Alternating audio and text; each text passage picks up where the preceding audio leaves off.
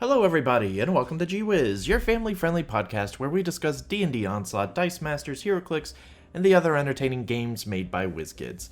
I'm WizDad, I'm that Turbo Man doll. Don't forget to buy one of me, because you don't want to have that kind of Christmas Eve like Arnold Schwarzenegger had. Fantastic Christmas Eve movie, by the way. I will be your guide for navigating the competitive and casual scenes of the WizKids Triforce of gaming. It's Onslaught Wednesday. Today, I'll be starting my 2023 recap of the year of Onslaught, talking about all the releases and the positives and negatives that have come from the game this year. Before that, though, as always, let's check out the WizKids Progress Report. Kowalski, progress report. Well, for the progress report, there is a couple things to talk about. First off, there's really not been much in the way of changes of the solicits. December is already halfway done. January, as I mentioned on Monday, still kind of the same. We're still expecting the two HeroClix Iconics, Sherlock Holmes and the Colossal Kong. We've got the HeroClix Cry for Blood monthly organized kit in January. We have a lot of D&D stuff coming out as well. The Critical Role, the Darrington Brigade box set, some D&D Icons of the Realms battle mats. January is pretty set. Still no Cell Swords Part 2 listed in January, which for me is a little concerning. To be honest, there's no Onslaught listed at all for the year of 2024. So I guess that makes me not as concerned. That more puts me in line of thinking they just haven't done solicits very well for Onslaught for 2024. So hopefully they get on that. Though overall, as a year going into 2024, we've got a lot to be excited about for the HeroClix side. At least there's still tons of Iconics coming out. We've got Sherlock Holmes, Colossal Kong. We've got the February Harley Quinn Roses for Red. We have in March the Peacemaker one, the On the Wings of Eagly. April is Peacemaker Project Butterfly. That's in May. Wait, is there a gap there? Yeah, it doesn't look like... Oh, before that in April is First Appearance Wolverine. I'm sorry. May is Peacemaker Project Butterfly. June is the Wakanda Hulkbuster. And we don't have anything currently listed in July. August, once again, is the First Appearance Avengers. 9th September is Captain America from the Ice. Also, don't forget we're getting two more Hellfire Gala Premium Collections. We're getting the Avengers version in April. I know I'm going to be after that one. And then we're getting the second X-Men version in October. So we have two Hellfire Gala Premium collections coming out. I hope they come out with a new Powers and Abilities card, because the one that came out in the first one, let me tell you, is beautiful. The downside is, as soon as it came out, like last November-ish, we got the new rules in January, so it was like I had a month of usability. So I'm glad I didn't buy the first one, because I was waiting to see how it looked. It looked great. I was going to buy it. And then, oh well. So I'm hoping it comes with another Powers and Abilities, one that's updated, because the card looked great. I know if you've been playing any games like Marvel Snap, they've been doing a lot of Hellfire Gala as well. So I'm pumped to see the Avengers set, which I'm hoping has probably like Black Panther, Cap, the Captain America looks great. I'm hoping they even do like Moon Knight. If you've seen the Hellfire version of Moon Knight, in his like all white garb, looks fantastic. I hope they dip into that, but I could see it being Avengers. They might stick to like She-Hulk and Captain America and whatnot. Outside of that, there is August Superman Up and Away. I forgot to mention that. So there is the August version of that. Actually, there's two in August. There's First Appearance Avengers and Superman Up and Away. I wonder if First Appearance Avengers should have been in July, because they've been pretty consistent of doing an Iconics every single month outside of December because Kong got delayed. So I'm wondering if one of those was supposed to be in July. Outside of that, we did get some rulings. I know this is all HeroClix related. Unfortunately, Onslaught purposes, and I guess I'll save the rulings for HeroClix later. on Friday's episode. But as far as Onslaught goes, you should probably be wrapping up at this point your Ancient Construct event. I know that there's we still haven't run ours because the holidays have been kind of busy. But if you started when you got it, you're probably through the 3 weeks, or 4 or 5 weeks that the event is. So hopefully some of you are going home with that sweet, sweet Akonke Artificer. Well, I think that's it for the progress report. Let's just go ahead and hop in and let's just talk about 2023 and Onslaught. Get your gear, little man. We're going fishing. And I mean now. So before I kick off this 2023 recap, I just want to remind everyone that obviously this is just from my own perspective.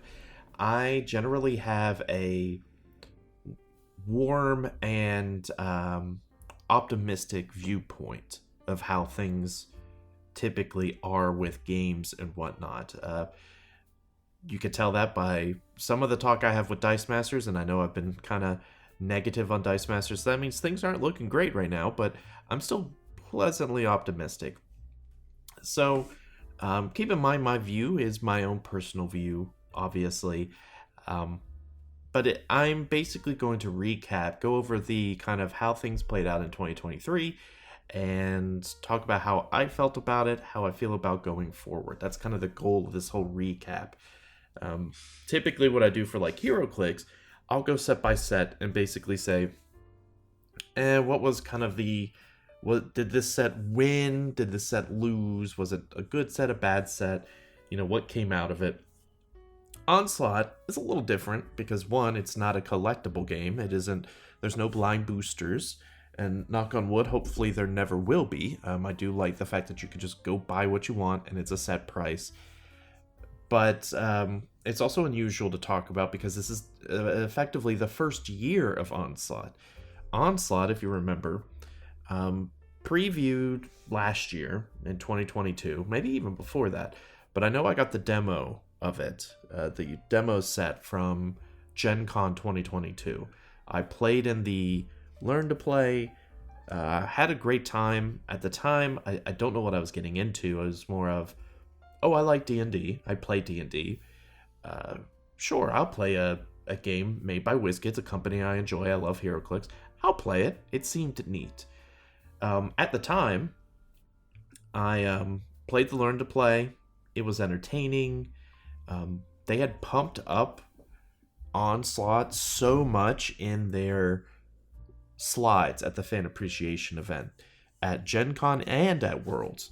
They emphasized, it was a new game coming out, so as they do, they kind of just promoted the heck out of it. And it led to some worry, I would say, in the HeroClix community because of how much they were talking about Onslaught and how little they were talking about the future of HeroClix. Now, obviously, as 2023 has ended, HeroClix fans should be perfectly fine because, needless to say, it was not doomed as they thought it would be. HeroClix has been perfectly fine, and we'll talk more about that on Friday. But Onslaught, on the other hand, it would be rude of me to not admit the slow start that Onslaught got. Now, so Onslaught, let me check. I believe it effectively came out in January. It was like the official release. Let me double check that. The core set came out January 18th. Along with the core set came the Launch OP kit. Now, the core set comes with, obviously, the Zentarum and the Harpers, the main versions of those. And remember, the core set is basic and came at a very high price point, 140, 150 MSRP, which we find out now is a perfectly reasonable one if you look at Shatterpoint and some of these other box sets. It's a reasonable start, like a reasonable core set. The problem with the start was that to really get people to buy in your game, that price point was too high. Like, it would have been fine if it was a premium core set. Basically, you had a version that maybe didn't have all the minis in there, or used plastic stand-ins. You know what I'm talking about, like the acrylics tokens or something instead. A cheaper price point, and then have the premium edition, kind of like they do with Trials of Tempest. That probably would have been a smarter entry point. During my interviews with Alex Davey, they alluded to that a little bit about, like, obviously a lower price point is something they're aiming for. They've talked about before of potentially looking into a cheaper starter set, but that's the future. 2023 started. They came out with the core set and then the launch OP kit. Now, the launch OP kit was interesting. It came out with, basically, if I remember correctly, like a foiled card of a mimic and then like a little mimic figure. That was an interesting OP kit. I don't know if it was something that really drew people to the store, but when a game's previewing, obviously it has to have enough to get people to want to buy in. And not just people, the store. Because people aren't going to buy into a product if they can't see it at a store most of the time. If the store doesn't buy in, then a majority of the time your local store doesn't buy in, then most of the time people aren't going to get into the game. Now, I didn't see any of the like YouTube reviews or anything like that. I know a lot of YouTubers and different board game reviewers got a hold of the game, and I think let me see, what does BGG say about Onslaught currently? 7.6. Like, that's actually surprising. That's really good. I mentioned it on Monday, like 7 and above to me for BGG is a good review. Considering Onslaught, the core game, is basic, intentionally basic, a 7.6 is great in my books. I think that's fantastic. So that came out in January. You got the launch OP kit. Cool. I know my local never got it because, I won't get too much into the Whiz Kids marketing. They have slides and whatnot, and then they use the game, Game Trade magazine or something like that. But outside of that, I don't know if they intended it to be as slow growing as it is. But that's okay, right? That wasn't the end. That was just January. February, they came out with the Red Wizards and the Many Arrows faction packs near the end of February. So at that point, at the end of February, we had 4 factions. Not expanded, just kind of the original 6 figures. And that gave you somewhat options. Now, if I were to talk about a recap of 2023 and like the factions as a whole, I think Zentarum, Harper's perfectly fine. I think they were great factions to start out with. I think they're reasonably balanced. Zentarum does certain things better than Harper's. Harper's do certain things better than Zentarum. Red Wizards, I think, are perfectly fine as well. I think the faction pack without the additional figures was a little weaker. It wasn't until the expansion came out that I feel like Red Wizards finally reached the top. When you got figures like Jelana or Staghar, those additional figures that gave you more flexibility, because the faction pack of Red Wizards had a lot of summoning and they were missing certain things, certain healing that Staghar could bring or something like that. So Red Wizards were fine. Now, obviously, I have not been kind to the Many Arrows. Many Arrows still need some help. It is a fine faction, but if the bar was set at Many Arrows, it would be perfectly fine. But the bar set for competitive or factions is set at Zentarum and Harper's, well, then I feel like Many Arrows fails. It just doesn't have the flexibility that those other ones do. I'm hoping that fixes itself down the road. Maybe they release more of these factions. But as of now, I still think Many Arrows is a little bit weaker. Not much, still completely playable. But if you're looking for competitive, like you're going to a competitive event of Onslaught, I mean, you could probably still do well with Many Arrows, but your options aren't as great. You're probably dipping into more sellswords. Speaking of sellswords, our next release of Onslaught came out in April 12th, and that was the Onslaught expansion Sellswords 1. Sellswords, fantastic. It was able to give you 4 good figures that could kind of sprinkle into the main 4 factions. It was great. I don't think there was really a bad one out of the bunch. I like all 4. I've even warmed up on Molly Fairhill because of the way she can remove conditions, which conditions can be crazy. So I love Molly now. Then we saw in May the first store support kit, the Loot Goblin and the Drum. And I think this was well intended, but potentially like a little bit of a stumbling, if you will. Just because I don't know if it was desirable enough.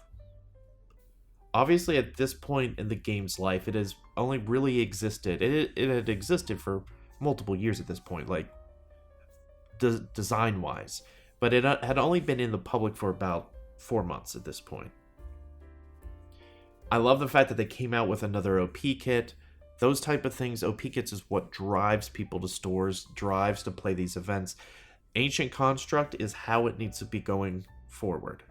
You go to these events and you leave with an Ancient Construct. The problem with this OP kit, the store support kit, was that Loot Goblins, okay, that's fine. Drom itself, best sculpt. It's the Broken Bottle Drom, super great. But one, it was for a sellsword, which you don't necessarily own, and it was just kind of a different painted mini. It wasn't unique. It was just a different painted mini for a sellsword. It didn't come with the die, the dial, which could have changed some things, right? Like if you were able to get a Drom outside of the expansion, kind of like what they're doing now with sellswords, right? With the Ancient Construct, you get a Conke, but in the expansion Sellswords 2, well, a Conke is in that as well. In the event you don't win the Ancient Construct OP event. So I think they've learned from this OP kit they released in May, that, okay, Loot Goblins and Drum and the foil cards, those are nice to start with, but those aren't desirable. If we're playing a competitive game, sure, the Drum thing is desirable, but not enough to be an OP kit store support. Like, not enough to get people interested to, like, hey, let's start playing Onslaught and let's get this turtle. So I think the OP kit store support, while good intentions, I think it missed. And I think it, in tandem with the high price point of the core set, is why, in my opinion, Onslaught stumbled out of the gate a bit in 2023. But we're only at the halfway point. Now, 2 weeks later, May 17th-ish, we had a couple more releases. We had the Harper's expansion and the Zentarum expansion. Both fantastic expansions. I'm glad they expanded both. Getting a 10 figures available for each faction is smart. I hope they expand it further, because there's some more avenues they could go down. But great. Both expansions, fantastic. The Harper expansion, I think, is a must. The Zentarum expansion, I don't know if I actually own that one. I might. I'll have to look. I don't honestly remember. But the Harper's one, fantastic, because you got Ire, you've got Eileen, who is probably one of my favorites, and Nerith. So it's a great expansion. Exactly what the game needed. You got the core set. Okay, you like Harper's? Here's an expansion, 4 more characters. The price point was fine, in my opinion. 4 characters for that price point. Remember, it's not a blind booster. You know what you're getting. I think that's a fine price point. $49? Maybe even I think it was cheaper for the expansions. I think the faction packs were MSRP like 50 or 60, and then the the expansions were cheaper. But either way, fantastic.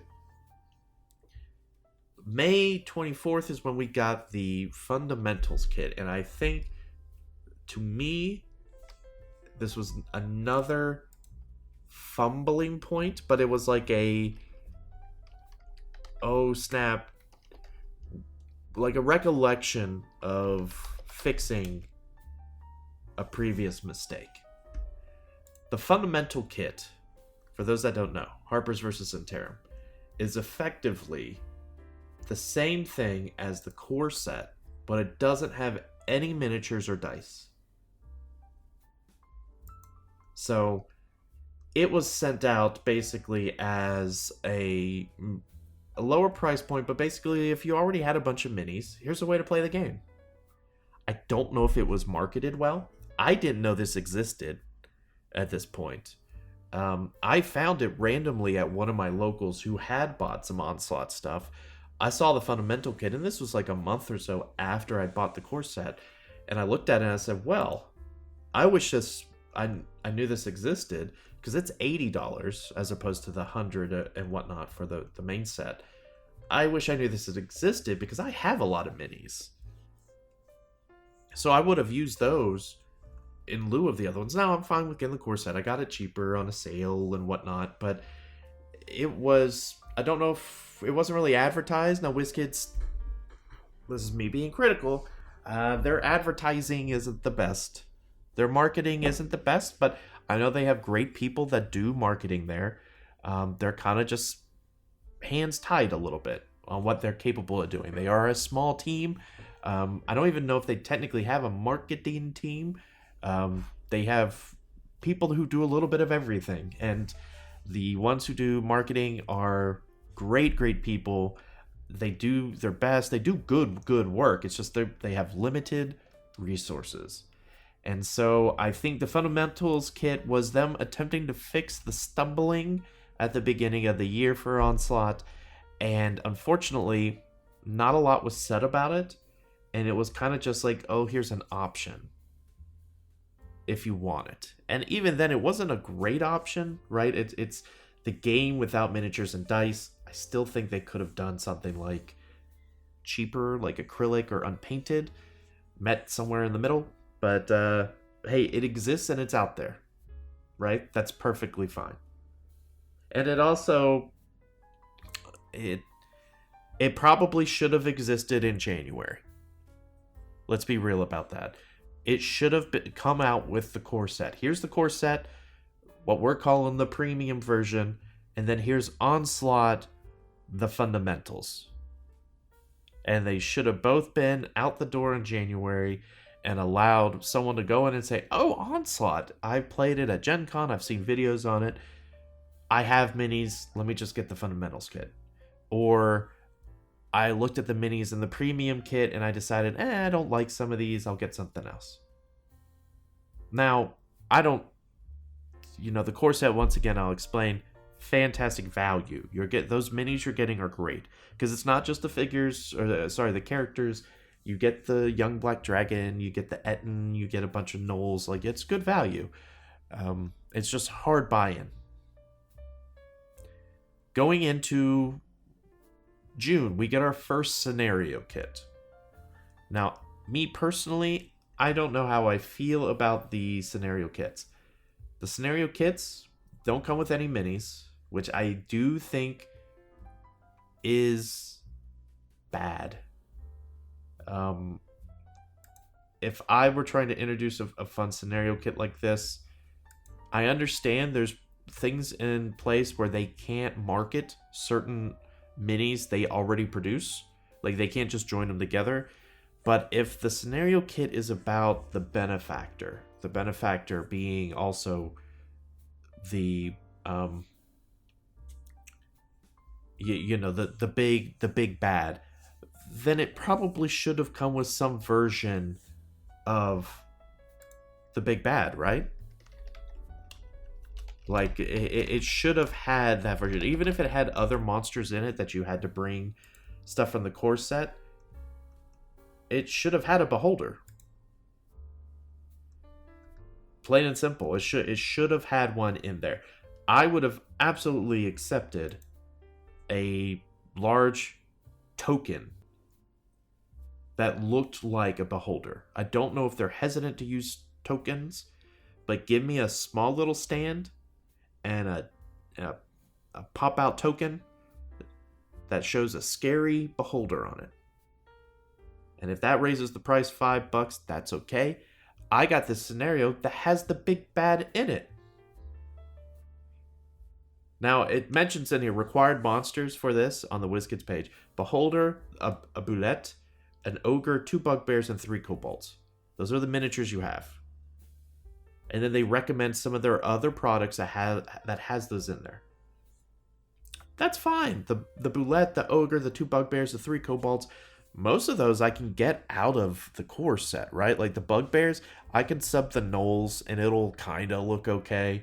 The ogre, I think we have one, the Etten or whatever, could be sub for the ogre. The boulette, I'll come up with some for the boulette. But it's the beholder, right? The scenario kit needs to come with the big bad, the boss, in some form or fashion. Now, I did like the cheap price point of the scenario kit. I did like that it isn't just a scenario kit that doesn't add anything to the game. Right? If they had done a scenario kit where it's just, hey, here's some 6 scenarios you could play through, this does not impact the main game at all, I don't know if it would have been a good thing.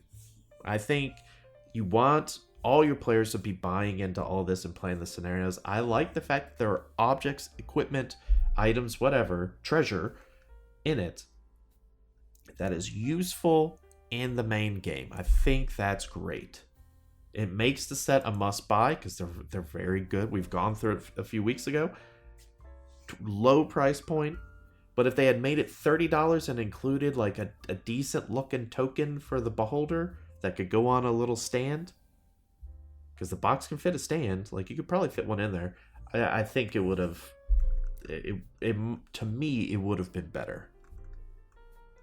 And I hope going forward they realize that. I think they've picked up on that a little bit, talking with players and whatnot. The scenario kit is a super cool concept. It's something that should continue. I love the concept of it. But if you have a big bad in it, big bad just needs to be in there. I can sub other things, but if I'm supposed to be fighting a beholder, well, I need to be looking at a beholder, not a young black dragon or something, right? That's going to take away a little bit from the ambiance. I've digressed a little bit. Now we're going to the second half of the year. Beginning of July, we had the expansion for Many Arrows and Red Wizards. Once again, I mentioned Red Wizard expansion is great. Added Stagcar, added the Bard, it added a few other pieces. Fantastic, great. Many Arrows, I haven't played Many Arrows enough to tell you if the expansion was significant. I know it helped a lot, but it still wasn't enough to put Many Arrows, Many Arrows is still 1B as opposed to tier 1 if you really want to make a tier. After that, we did not see any more releases because that put us into con season. That put us into very close to Gen Con and HeroClix Worlds. And I guess I should talk about that, right? So at Gen Con, which was I don't believe it was the first Onslaught event. I believe there was another one that had a big event to it, but it was definitely the biggest one I've seen. It was handled at Gen Con, not by WizKids, but by I'm blanking on the name. I'll come up with it in a second. But handled by a different group in their D&D section. I think that was fine and good. I guess that's fine. I don't know. I think the problem that they ran into at Gen Con is that Onslaught really stumbled out of the gate. And so because they stumbled out of the gate, especially competitive-wise, there just wasn't many players. Now, it was the first one. It was the first major event. So, that's okay. Right? That's okay that there weren't a ton of players there. But, you know what? It's Baldman Games. sorry, I've been looking for it. Baldwin Games is the one who ran it. They run a ton of D&D events, and it was all in the hotel attached to Gen Con, not in the main section. I wonder if that was, like, there was plenty of room to play, so that's a good thing. I wonder if that's the best way to do it going forward, whether there wasn't enough visibility. Either way, I had a great time at Gen Con. Remember, I did Onslaught, I did HeroClix, and I did Dice Masters. And that was probably a mistake, because I didn't get to play enough Onslaught, because I wanted to participate in Dice Master Worlds, which I had a great time. But I wish I had played more in the Onslaught finale, right? Finals, since I qualified. But overall, I feel like Gen Con was fine. I know some people were disappointed. I know this was kind of the first wake-up call for, I would say, like, HeroClix players. When they, I mentioned the year before the concerns of, all of WizKids is going to be more focused on Onslaught, and they're going to neglect HeroClix. Well, seeing how many people showed up for Nationals at Gen Con for HeroClix compared to Nationals at Gen Con for Onslaught, I think a lot of those fears were eliminated. Now, I'm not surprised by the turnout once again for Onslaught at Gen Con. Was it a little disappointing? Sure. But it's a game that hasn't had any major events leading up to it. Now, there may have been one convention I'm not thinking of, whether it's like a Gary Con or some of these other smaller cons. But it's one where the Onslaught competitive scene hadn't been built up enough to lead itself to having a large play group at Gen Con. And that did transfer over to Worlds. Now, Worlds in September, I loved Worlds. Worlds was fantastic. Excellently run. Thank you, Nick Yu and Alex Davey and Mitch. Thank you guys for running a great event there. Its turnout was about the same as Gen Con, maybe a little bit more. There was some hiccups in the organization of it. Specifically, like, I remember going into Worlds thinking, okay, there's the main event, but there's like no side events happening until Saturday. And that's because it was listed, hey, we're doing these cool battle royales, on the Frogmire maps, we're doing these battle royales, but they were only listed on Saturday. So my thought was, why on earth are they only doing it on Saturday? That's nuts. But okay, maybe they only had like one Onslaught guy there. Come to find out, that was just a mistake. They were doing battle royales the whole weekend. And if I'd known that, I would have played in some earlier. And I learned about it, but I had already made plans. But either way, a little bit of a hiccup there. Now, I will say, I felt like Saturday into Sunday, after a lot of the big HeroClix events had happened, I saw a decent amount of people hopping into some of those battle royales for Onslaught, especially when the prizing for HeroClix battle royales kind of ran out a little bit. I saw a lot of people walking over and trying it out, so I'm hoping that brings more people to the game. It is a fantastic game. I love Onslaught. Like, I think mechanics-wise, it is a very structurally sound game. So the other downside was coming out of Gen Con and coming out of Worlds, the fan appreciation events was all HeroClix. There was one slide, I believe, at Gen Con that talked about the Frogmire Coven expansion, but that was it. There was like nothing else. And it felt odd. It felt weird. Having a fan appreciation for the past few years that talked about Dice Masters and the year before Onslaught and all of this board games and stuff, to have a couple fan appreciations that was just HeroClix felt bad. It felt weird to me. Now, I know they had a bunch of iconics to talk about and stuff like that. That's fine. I'm hoping communication works a little better going forward with Onslaught. I know I've seen plenty of posts about Onslaught stuff. When the Ancient Construct OP kit came out in October, I know they did a very good job of like presenting each version of the construct, like either every day or every week, something like that. I thought that was cool. When Frogmire Coven came out, they did stuff for that. They even showed there was the last major event for Onslaught was at PAX Unplugged, and they showed pictures of the winner there too.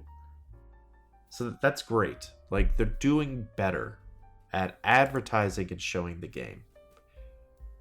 And overall, if I were to like wrap all of 2023 up, I would say that Onslaught absolutely stumbled out of the gate. Not as like fundamentally as a game. The game perfectly sound.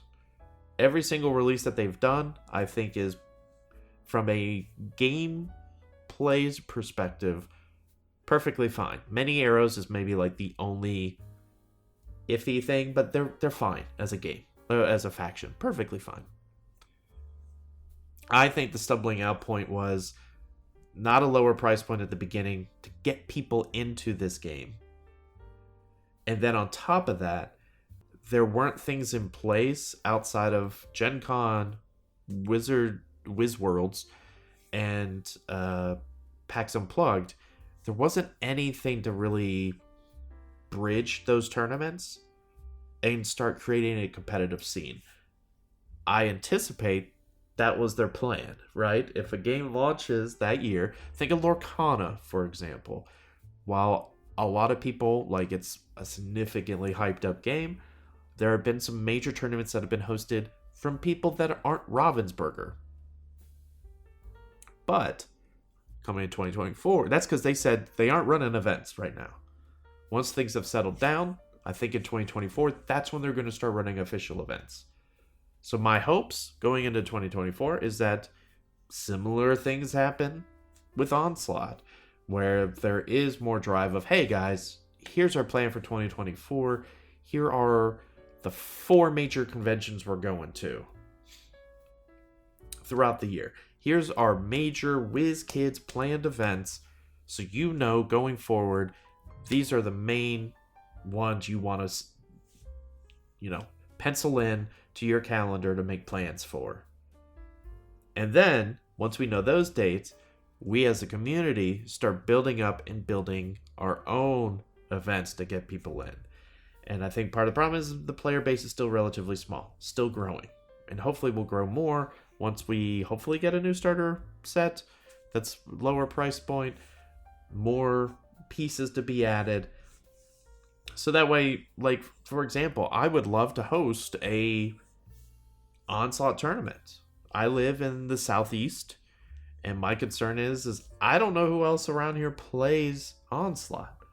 I know there's a player base in the St. Louis area. I know there's a player base up in like Pennsylvania-ish, but I don't know where everyone else is. I don't think there's anybody really else in my local area. But so that's why I'm a little hesitant to be like, oh yeah, let me just run a tournament here in the Southeast. I'm not sure anybody would come, and that's probably why there hasn't been a lot of tournaments thus far. So I think ending 2023, Onslaught is on a high note because Ancient Construct showed I hadn't really talked about it yet, but the Ancient Construct OP kit, storyline OP, and the Frogmire Coven rounded out the year, and they really showed where the future is going with Onslaught. Frogmire added a lot of depth and unique scenarios that showed, hey, the core set that you've been playing with is literally the core set. It's the basic of the basics, because it had to be. Now we're starting to show where this game can start to shine by these unique, not really PvP, but PvE type scenarios. That's especially true in like the Ancient Construct. Here's some unique figures that you can only get in these storyline OP events that will be available for the stores to purchase. It's not like it's a one-time thing in November. Like, your store could keep purchasing it for a while until they run out. But I think it's heading in the right direction. We know there's a new Sellsword faction, Pack 2 or Expansion 2 or whatever it is, coming out. That's great. And we've heard rumors of the starter set. we could probably anticipate there's, the Benefactor is Scenario Kit 1. I assume we'll get a Scenario Kit 2 at some point. So, 2024, things are looking good going into 2024. The only downside is we just really have no idea what's coming.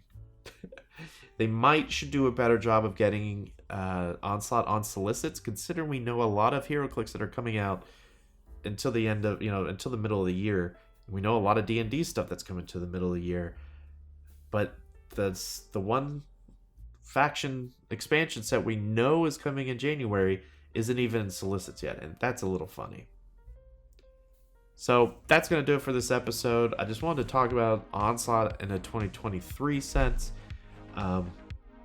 Next week, I don't entirely know what I'm going to talk about yet. We've got 2 more weeks of the year, so I might do kind of a tier list or a breakdown of the figures, kind of go more into gameplay of 2023 and break down, hey, what do I think are the top pieces that came out of this year, which I guess with Onslaught's a little easier than HeroClix because it's literally all the pieces that exist. Next year, it'll be different, right? We'll have only 2024. But yeah, I think next week and maybe the week after, we'll talk about the individual pieces. We'll talk about the equipment, and I'll give you kind of my top pieces that I think came out this year. Ones you should probably prioritize going into 2024. So thank you guys for listening. I know this episode came out late. It's been a busy day for me. But I hope you have a fantastic rest of the day, a great Thursday, and I will see you guys, or talk to you guys, I guess, on Friday.